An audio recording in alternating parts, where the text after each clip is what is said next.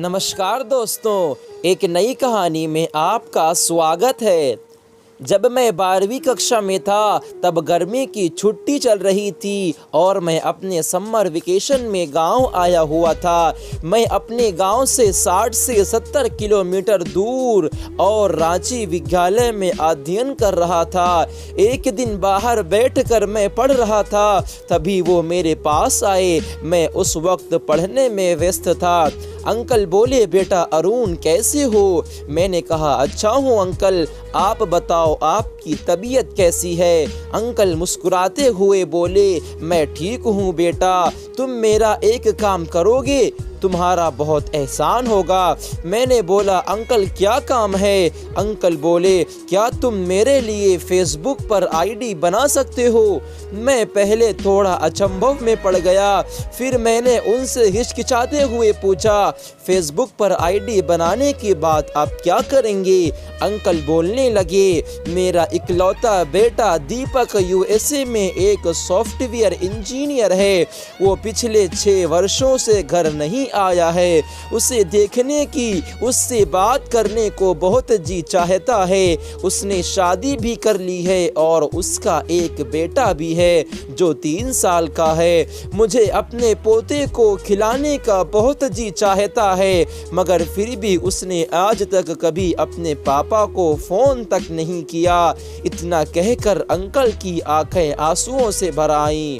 उसने अपनी शादी में माता पिता को नहीं बुलाया क्योंकि वो सोचता है कि उसके माता पिता का कपड़ा, लुंगी और पैजामा और भोजपुरी भाषा में बात करने के कारण सभी लोग उस पर हंसेंगे। बेचारे पिता सिसक के रो पड़े। मैंने फिर उनसे पूछा, आपको फेसबुक पर आईडी दीपक भैया के लिए क्यों बनानी है? तब अंकल ने कहा कि मेरा बेटा अपनी शादी और पोते का फोटो उस पर डाला होगा। अगर ऐसा होगा तो मैं अपने पोते का चेहरा देख पाऊंगा। अपने बेटे के लिए उनके अंदर प्यार भरा पड़ा हुआ था। इतना सुनते ही मेरी आंखों में आंसू भर आए। मैंने उनसे कहा, ठीक है, पर किसका नाम और फोटो लगाऊं?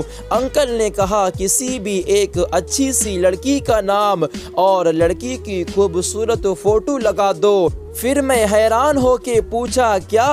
अंकल बोले कि अगर वो मेरी तस्वीर और नाम देखेगा तो कभी भी मेरी फ्रेंड रिक्वेस्ट स्वीकार नहीं करेगा। ना चाहते हुए भी मैं अंदर ही अंदर दीपक भैया से हसद करने लगा था। मैंने आईडी बना दी और दीपक भैया को फ्रेंड रिक्वेस्ट भेज दी और अंकल से कहा कि 2-3 दिनों के बाद वो फ्रेंड रिक्वेस्ट एक्सेप्ट कर लेंगे। अंकल आज बहुत खुश थे। मैं ये जाहिर नहीं कर सकता कि वो उस दिन कितने खुश थे।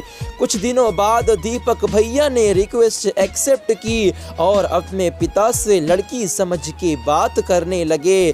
दीपक लड़की समझ के अपने पिता से उनके बारे में रोज पूछता कि तुम कौन हो, कहाँ रहती हो, क्या मेरे साथ डिनर पे चलोगी? मगर पिता उसकी इन सब बातों का कोई जवाब नहीं देते।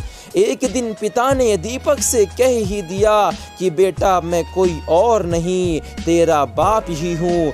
तू डरता है ना बेटा कि लोग अगर देख लेंगे कि दीपक के पिता एक गांव के रहने वाले हैं और धोती और लुंगी पहनते हैं तो तेरी बेइज्जती हो जाएगी। कोई बात नहीं बेटा, तू मत गांव आया कर, मगर महीने में एक बार अपनी आवाज़ सुना दिया कर, मेरे पोते की प्यारी प्यारी फ़ोटो भेज दिया कर और बहू रानी से बात करवा दिया कर। इससे ज़्यादा और मुझे कुछ नहीं चाहिए बेटा। पिता की यह सारी बात सुन के दीपक सीरियस हो गया। उसे अपनी गलती समझ आ चुकी थी। वो रो रो कर अपने पिता से माफ़ी मांगने लगा। पिता के दिल ने उसे फौरन माफ कर दिया। समय के साथ बाप बेटे में अच्छी अंडरस्टैंडिंग की वजह से दोनों में ढेर सारी बातें होनी शुरू हो गईं। मैं बहुत खुश था कि मेरी छोटी सी मदद ने आज 6 साल से बिछड़े हुए बाप और बेटे, जो आज तक कभी एक दूसरे से बात नहीं कर पाए थे, आज दोनों ही बात कर पा रहे थे। पूरे 6 महीने बाद उनका का बेटा दीपक यूएसए से घर आया, उनकी खुशी दुगनी हो गई। दीपक ने अपने पापा को प्रणाम करके उन्हें दिल से लगा लिया। उनके चेहरे पे वो खुशी नज़र आ रही थी जो आज से 6 साल पहले थी। अपने बेटे के होते हुए आज पूरा परिवार सब साथ में है और अब खुशी खुशी एक साथ रहने लगे। दोस्तों, अपने माँ बाप के लिए उसका सबसे बड़ा संपत्ति उसकी औलाद है। अपने माता पिता का कभी भी अपमान ना करें, उनकी उपेक्षा ना करें। वो हमें जीवन देते हैं, वो हमें बेहतर बनाते हैं। जितना वो हमें देते हैं आगे उससे बेहतर देने की कोशिश करते हैं। वो हमेशा सही रास्ता दिखाने और हमारे कामयाब होने की कोशिश करते हैं। इसीलिए दुनिया में सब खुशी क्यों ना मिल जाए, लेकिन अपने माँ बाप के बिना वो खुशी अधूरी है। इसलिए हम सभी को अपने माँ बाप का आदर करना चाहिए, उनके एहसान को कभी नहीं भूलना चाहिए।